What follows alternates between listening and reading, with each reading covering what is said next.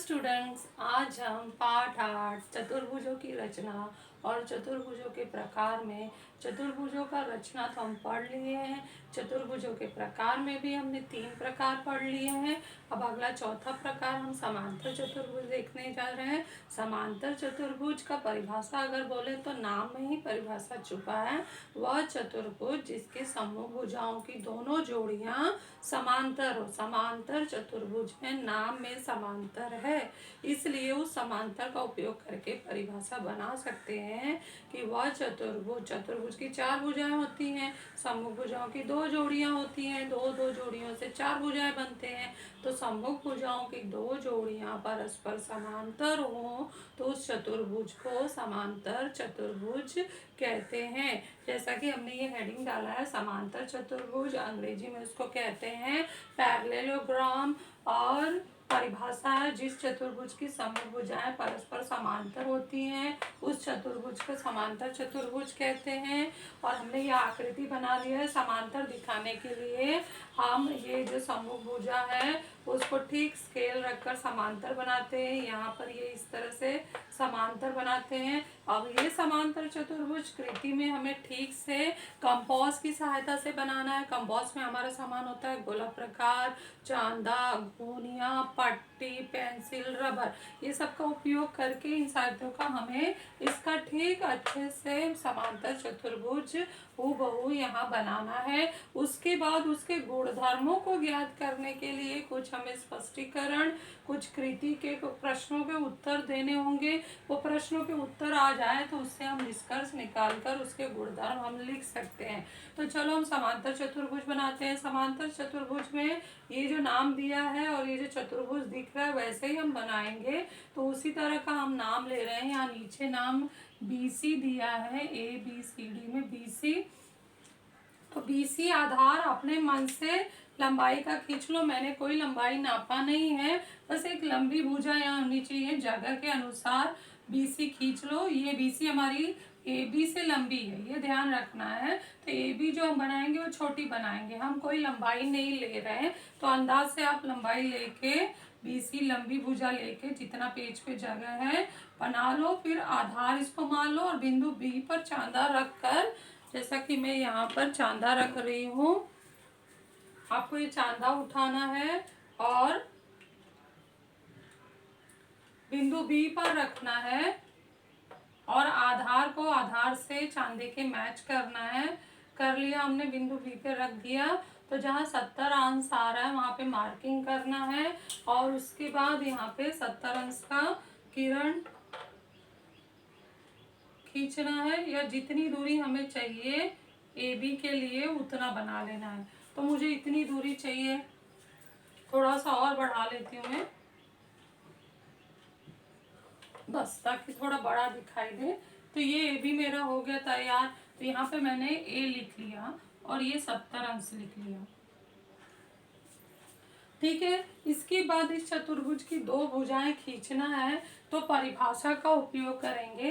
परिभाषा में ये कहा गया है कि इस चतुर्भुज की सम्मुख भुजाओं की दोनों जोड़ियां परस्पर कैसी होती हैं, समांतर होती हैं। तो इसका मतलब है ये BC एक भुजा है, उसकी जोड़ीदार इधर होगी, और ये AB एक भुजा है, इसका जोड़ीदार यहाँ होगा। तो ये सम्मुख भुजा की 2 जोड़ी हो गई, जो कैसी होनी चाहिए, परस्पर समांतर होनी चाहिए। तो हमें पाठ 2 में गोनीय की सहायता से यदि किसी रेखा के बाहर बिंदु हो तो कैसे समांतर खींचना है वो बताया गया है पाठ 2 में। अगर आप लोगों को याद नहीं आ रहा तो हम लोग फिर से ये कृति करेंगे। आपको यहाँ पे 2 गोनिया लेना है। इस साइज का आपके कंपास में गोनिया होता ही है, 2 होता ही है। तो 2 गोनिया इसीलिए दिया जाता है समांतर रेखा खींचने के लिए।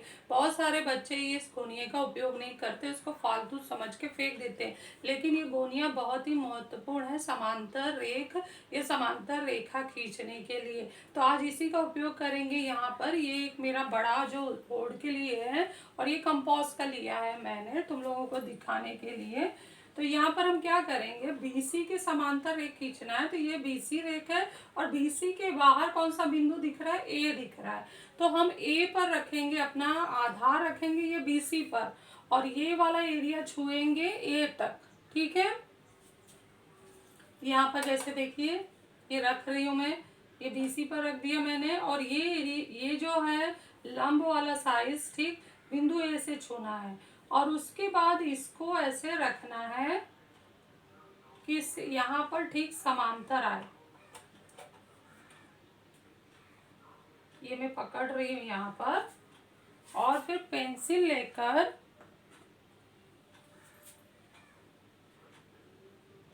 ठीक से एडजस्ट करना है। पेंसिल लेकर यहाँ पर समांतर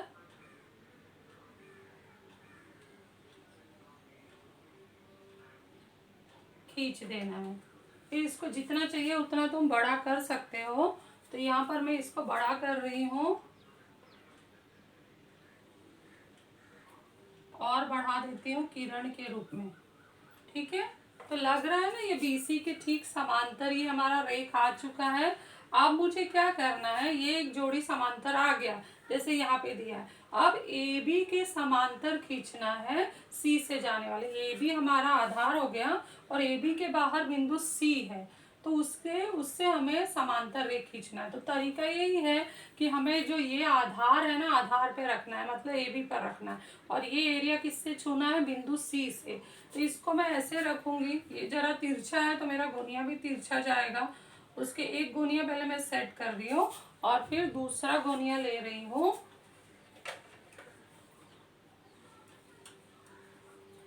दूसरा गोनिया उस पर लंबवत रख रही हूँ बिंदु C के पास। ये देखो, ये बिंदु C यहाँ पर है, यहाँ पर, और ये मेरा आधार से आधार मैच हो गया पहला गोनिया, और दूसरा गोनिया में बिंदु C के पास लाकर समांतर रखी हूँ। बड़े ध्यान से करना है, समांतर आना चाहिए। तो ये मैंने लाइन जितना इसका है खींच दिया। आगे अब मैं स्केल से बढ़ा दूंगी, तो इसको अब आगे स्केल से बढ़ा रही हूँ किरण बना के। ये बढ़ा दी, तो इस तरह से मेरा ये परफेक्ट समांतर चतुर्भुज तैयार हो गया। ये जो लाइन मीट रहा है उसको भी ठीक कर देते हैं, यहाँ बिंदु D नाम देते हैं। चतुर्भुज मेरा परफेक्ट तैयार हो गया है।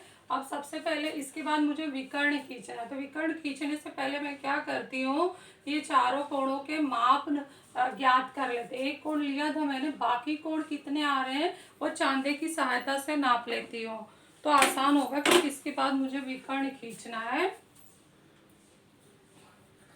अब क्या करो, आधार AB पर रख लिया, और बिंदु A को मध्य मानकर, और ये हमारा कितने पे छू रहा है ये किरण, 110। ध्यान से देखो, तो ये वाला कोण हमारा 110 आ रहा है, तो यहाँ पे लिखना है 110 अंश। देखो अभी हमने विकर्ण नहीं खींचा है, पहले कोण नाप रहे हैं, तो अगर आपका माप जो आ रहा है उस पर डिसाइड होगा कि आपका परफेक्ट समांतर चतुर्भुज बना है कि नहीं बना है। इसके बाद मैं इसको नाप लेती हूँ। ये परफेक्ट 110 पे आके ये लाइन मिली हुई है, तो इसको भी लिख दिया मैंने 110 अंश। और इसके बाद ये जो आधार है एडी को रखा, और ये मेरा देखो परफेक्ट 70 अंश पे आके मिल रहा है। तो इसके माप से तुरंत पता चल जा रहा है कि मेरा ये चतुर्भुज परफेक्ट समांतर चतुर्भुज बन चुका है। इसके बाद मैं क्या करूंगी, स्केल लेकर विकर्ण बनाऊंगी। ये सब क्यों बना रही हूँ, क्योंकि मुझे इन सब प्रश्नों के ना उत्तर देने हैं, तो ये सब नापना बहुत जरूरी है। ठीक है, ये विकर्ण का खींच रही हूँ। लंबाई में देखूं तो एक छोटा बन रहा है और एक बड़ा बन रहा है। ठीक से बनाना है, रेख मिलाना है।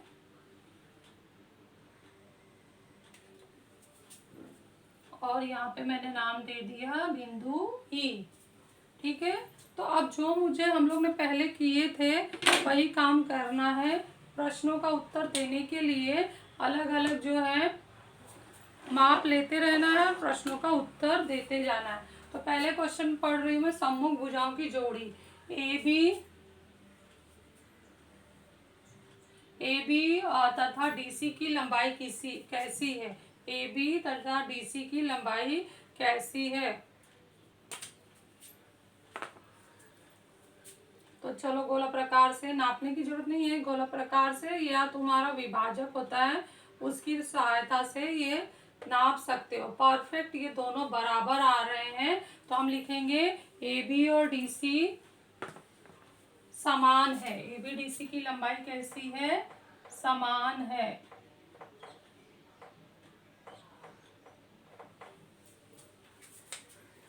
बीसी तथा एडी की लंबाई कैसी है। तो बीसी को हमें लेना है यहाँ पे फैला के, विभाजक ले लो या गोला प्रकार। अक्सर यह विभाजक लेते हैं, आपके कंपास में ये भी साहित्य होता है तो उसका उपयोग करो, या नहीं है तो गोला प्रकार जिसमें पेंसिल लगाओ बराबर समान हाइट का, उसका उपयोग कर सकते हो। तो ये बीसी की लंबाई ले ली फैलाकर मैंने, उसके बाद उसको एडी पर रखा है तो परफेक्ट दोनों की लंबाइयां मैच हो रही है। तो इससे हम उत्तर क्या लिखेंगे कि बीसी और एडी की लंबाई समान है। उसके बाद माप कोण ए जो है हमने माप तो ले लिया है तो अब इसका जरूरत नहीं है, मुझे सिर्फ लिखते जाना है। माप कोण ए कितना है हमारा 110 अंश आया है। फिर उसके सम्मुख कोणों की जोड़ियां का हम देख रहे हैं। तो माप कोण ए के सामने वाला कोण माप कोण सी है, तो माप कोण सी कितना आया है 110 अंश आया है। तो इससे हम क्या कर सकते हैं, दोनों के माप क्या है, समान है। सम्मुख कोणों की जोड़ी भी समान है, समान माप का आ रहा है। तो माप कोण बी कितना है हमारा 70 अंश, और माप कोण डी कितना है उसके सामने है, ठीक सम्मुख कोण है 70 अंश, तो ये भी 70 अंश आया। तो हम फिर कहेंगे कि ये समान है। सम्मुख कोणों की जोड़ियां कैसी आई, समान है। फिर संलग्न कोणों का योगफल, इसमें भी हमने जो माप ले लिया उसका उपयोग करेंगे। तो संलग्न कोण, सम्मुख कोण होते हैं आमने सामने, जैसे मैं खड़ी हूँ और मेरे सामने आप लोग हैं तो ये सम्मुख हो गया। और संलग्न क्या होगा कि जैसे मैं यहाँ खड़ी हूँ तो इस तरफ जो होगा कोई कोण तो वो संलग्न कोण कहलाएगा, या इस तरफ जो होगा इस तरफ वो संलग्न कोण कहलाएगा। तो इस तरह से यहाँ पर कोण ए का संलग्न कोण कोण बी है, कोण बी का कोण सी है, कोण सी का कोण डी है, कोण डी का कोण ए है। इस तरह से संलग्न कोणों की 4 जोड़ी बनती है। और सम्मुख कोणों की कितनी जोड़ी बनती है, 2 बनती है। तो माप कोण ए धन माप कोण बी, ए हमारा 110 अंश है, बी 70 अंश है, टोटल करेंगे तो हमारा कितना आता है 180 अंश। 180 अंश आना मतलब हम क्या कह सकते हैं कि ये संपूरक है। नेक्स्ट बी, माप कोण बी और माप कोण सी कितना है, बी 70 है और सी 110 है, तो टोटल किया तो कितना आया 180। तो ये क्या हो गया, संपूरक उत्तर आया। माप कोण सी और माप कोण डी, सी 110 है और डी 70 है, तो टोटल करने पे 180 आया, तो ये संपूरक हो गया, तो उसको संपूरक कहते हैं। और फिर कोण डी और कोण ए, डी कितना है 70 है और ए 110 है, टोटल किया तो 180, तो ये आगे संपूरक। तो इससे अर्थ ये निकलता है कि संलग्न कोणों की जोड़ियां, जो योगफल हमें 180 दे रही है, तो संलग्न कोणों की जोड़ियां संपूरक होती हैं। किस चतुर्भुज में, समांतर चतुर्भुज में। अब विकर्ण का गुणधर्म चेक कर लेते हैं। तो विकर्ण में हम क्या करते हैं कि उनके लंबाइयां नापते हैं। एई और ईसी की लंबाई कैसे, ऐसे हम ये पहले नापना हो कि क्या विकर्ण सर्वांगसम है, तो पूरा विकर्ण हम नाप सकते हैं। तो ये छोटा बड़ा है तो इसका मतलब है कि इसके विकर्ण सर्वांगसम नहीं होते, तो वो छोड़ दो। तो हम क्या कर सकते हैं कि विकर्ण जो प्रतिच्छेदित कर रहे हो बिंदु ई पर, तो वो जो भाग है वो समान भागों में बटा है कि नहीं, तो वो चेक कर सकते हैं। तो विकर्ण ए चेक कर रहे हैं, ए को जब ईसी पे रख रहे हैं ये दोनों बराबर आ रहा है। और फिर बी को मिला के देखो, बी चेक किया, बी को हमने ईडी पे रखा तो ये दोनों बराबर आ रहे हैं। तो इसको हम लिख सकते हैं कि लंबाइयां कैसी है, इनकी समान है।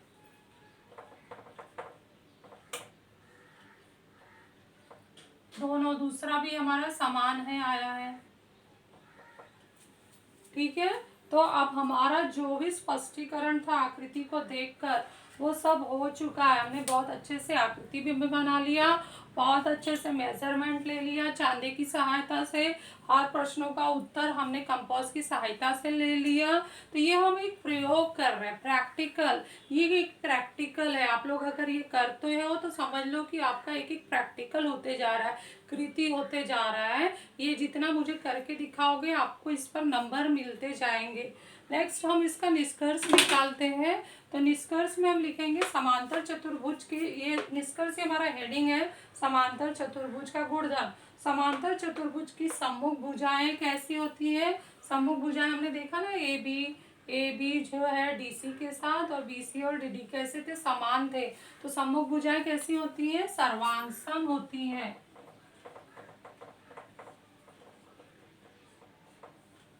समांतर चतुर्भुज के समूह कोण कैसे होते हैं? देखो, कोण ए के सामने कोण सी है, कोण बी के सामने कोण डी है, तो कैसे आ रहे हैं? समान आ रहे हैं। तो हम लिखेंगे समांतर चतुर्भुज के समूह कोण सर्वांग होते हैं। समांतर चतुर्भुज के संलग्न कोणों की जोड़ियां कैसी होती हैं? देखो, 4 जोड़ियां हैं। समूह कोणों की 2 जोड़ियां हैं, ये 4 जोड़ियां हैं संलग्न कोणों की। तो संलग्न कोणों का हमने क्या निकाला? वो बराबर नहीं थे माप में, लेकिन उनको जब जोड़ा तो टोटल 180 अंश आया। टोटल 180 अंश आना मतलब ये संपूरक आना होता है। तो हम कहेंगे कि समांतर चतुर्भुज संलग्न कोणों की जोड़ियां संपूरक होती हैं। 180 अंश न बोल के हम लिखेंगे संपूरक होती हैं। समांतर चतुर्भुज के विकर्ण कैसे होते हैं? हमने पूरा विकर्ण नापा तो देखे वो बराबर नहीं थे, लेकिन जब विकर्ण का प्रतिच्छेदन वाला भाग, छोटा छोटा भाग नापा, तो वो दोनों ही आपस में बराबर है, ये दोनों आपस में बराबर है। तो इसके मतलब है कि समांतर चतुर्भुज के विकर्ण समद्विभाजित होते हैं। तो इस तरह से हमने कृति द्वारा समांतर चतुर्भुज के परिभाषा, रचना और स्पष्टीकरण और गुणधर्म निष्कर्ष द्वारा निकाले। तो आप लोगों को ओरल में समांतर चतुर्भुज का गुणधर्म पढ़कर याद करके सुनाना है, और ये फेयर नोटबुक में ये प्रैक्टिकल करना है। फेयर नोटबुक में जो आप लिख रहे हैं ना, तो आपको उस पर नंबर मिलते हैं, क्योंकि आप अपने हाथ से लिख रहे हो और ये सब नाप के कर बना रहे हो। तो आपका एक प्रैक्टिकल पूरा हो रहा है। जरूरी नहीं कि आप मेरे सामने स्कूल में आके बनाओ। अगर आप घर पर भी लिख रहे हो तो इसका मतलब प्रैक्टिकल मैथ्स का किए जा रहे हो। तो मैं इसीलिए नाम नोट करती रहती हूँ, और आपको उस पर नंबर आगे दिया जाएगा। बहुत ही इम्पोर्टेंट है फेयर नोटबुक पूरा करना। तो इसलिए आप लोगों को ये सब लिखकर ये गुणधर्म का ओरल ऑडियो मुझे भेजना है। Thank you.